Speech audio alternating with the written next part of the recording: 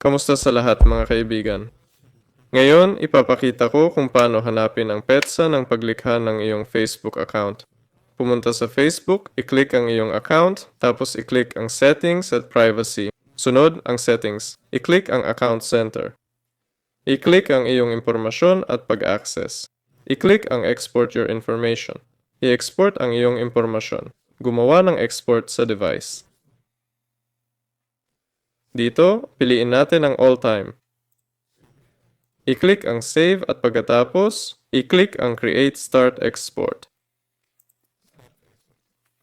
Ilagay ang password dito.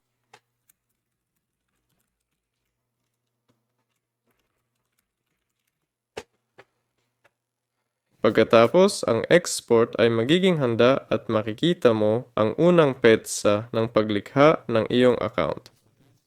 Mag-like at mag-subscribe sa channel. Paalam sa lahat.